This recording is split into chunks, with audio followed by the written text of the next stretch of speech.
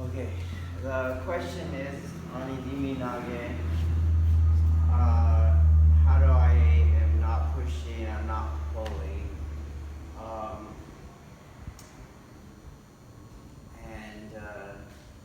let me add to the question. I think clothing dependent is also not correct. I think we do these things because we're missing key energetic skills, and I'll explain those in a minute. But clothing dependency and then limb dependency, that's never a good thing. So we have a lot of turning, like grabbing, cutting here, and kind of push-pull turn the guy. We don't want that. Okay. There are also clashes. So if I go here and I pull this guy, that's a clash. He's going that way and I'm trying to take him that way. That's a clash. That's not the art. And secondly, you're going to have a choreographed uke. So when I go like this and I pull the guy, don't do anything, and I pull him, he would fall like that. But every uke in Irimi Nage, he'll turn because he knows that's what he's supposed to do, and that's not good either. You have to think of the problem differently. Those questions are arising because of how you're understanding the question. Those questions cannot be answered and be consistent with the art. It's the question itself is wrong, okay? So the energy that you're looking for is not generated or not able to be generated from a linear entry. You have to generate beforehand the centrifugal energy. So if this is his head, neck area, you're not pushing this like that. You're not pulling it like that. This ball is traveling on a circle. Let's say it's going that way. And I'm going to come around and I can, without holding the ball, keep it in my control. So, I come around here, do you see I've changed the XY already? Your question, you didn't.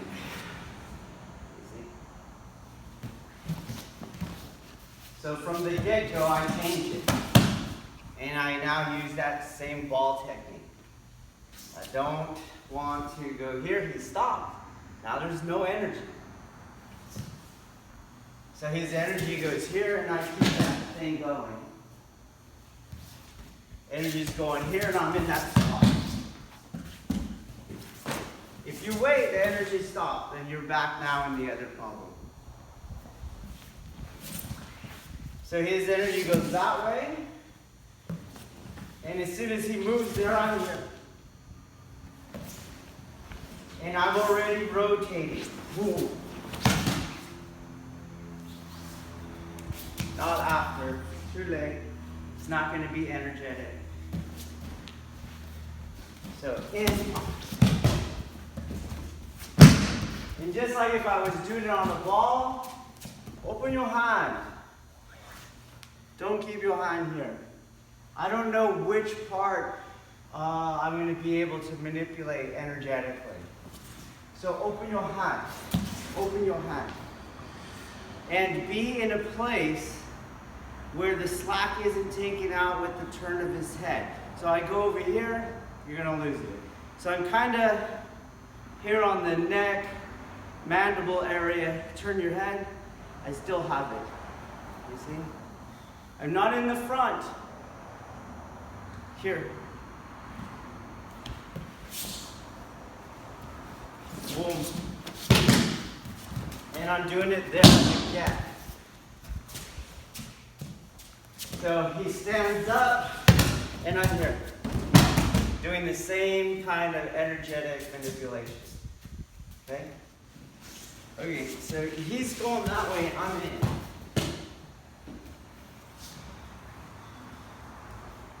I'm not torquing him, controlling his head. You know, these are all external solutions to a missing skill set. So you have to do this, just like the gi grab. All right, let's get to here.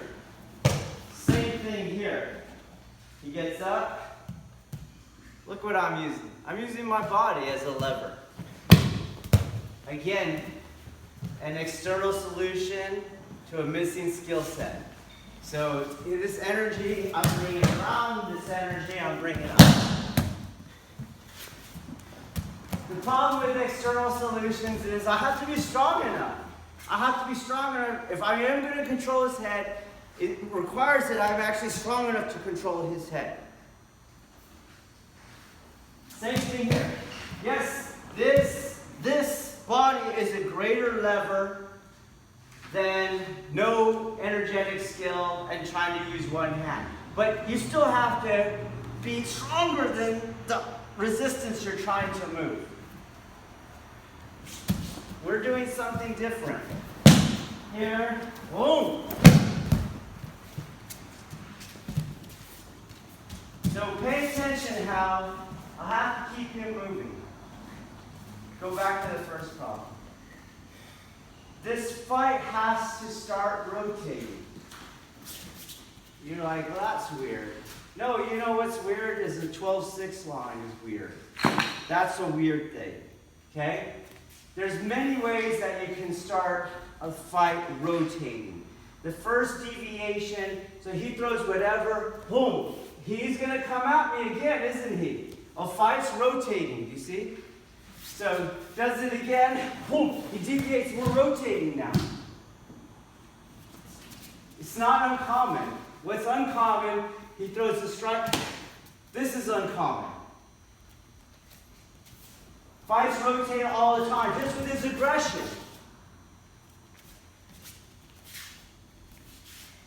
This is not a self-defense situation. I'm not doing a wrist grab defense. I'm understanding that so that I can understand this. Not here. No, this is now external manipulations. So he goes this way, I go this way. Boom. And I do it again. And you can see the force that I can generate by just using that same trick on the throw part, right? So here it comes, way, boom, without the grab. Right here, boom. You don't need to grab. His energy and the pattern all creates the necessary friction. The energetic adhesion is as he comes in and he keeps moving that way, I take advantage of this circle. So I don't stick a new linear line into this. And then reach. This is still a clash. So he starts the rotation and I keep the rotation going. You have to change how you think. More rotate. He goes here and I pass him. Here, rotate, rotate, rotate.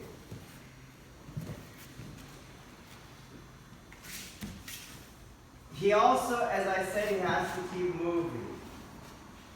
So if I don't keep the rotation going, I won't do it. I'll be pushing and pulling. But if I do get the rotational angle and we stop, it's not it. So this is, he's coming in, you have the first blend, and you can use this hand with your adhesion on this side. Here, I'm not cutting here on the inside of his arm. This adhesion on this side. That is a tough adhesion, but you see how it keeps it moving. Whoa. So let's just do the first part. He keeps moving, boom. Boom. Boom behind him. So let's say I jack up. I can't adhere here. He's done moving. You can keep it going from here. In, you see? That's enough energy. I can now get adhesion. That's how important and how different it is to go here and then do a head control. He has to keep moving. Pull. Keeps moving. Pull. Pull. Keeps moving. So if you look, my mind is different. I want him to keep going forward. I don't want him to go backwards. I don't want him to tilt. He's here, keeps going. Whoa.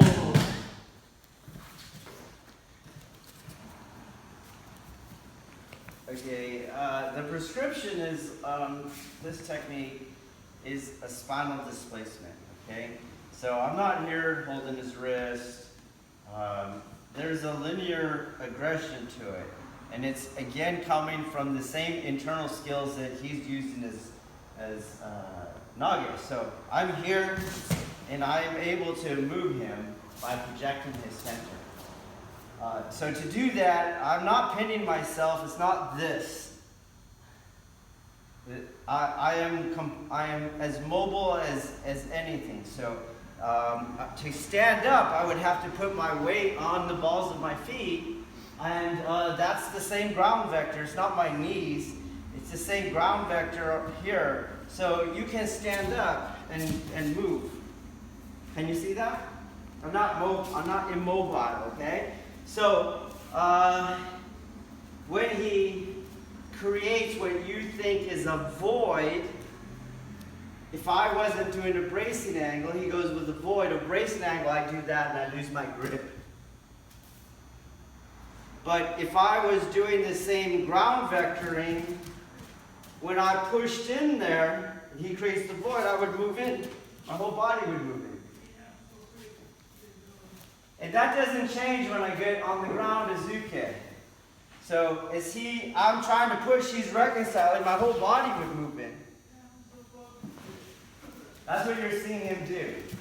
He's not leaning out there, and then he's doing that kind of thing. So he's not doing the prescribed attack. So let's try to have that uke fix that. The second thing is he has to keep moving. Some ukes can't do that. They're not mobile enough. But you can keep moving him with this adhesion here. Okay, it is a harder adhesion than the one using centrifugal energy.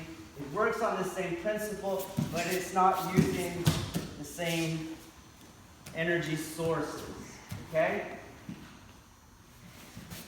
If it does stop when I come here, it's the same thing. From here, I can move his center.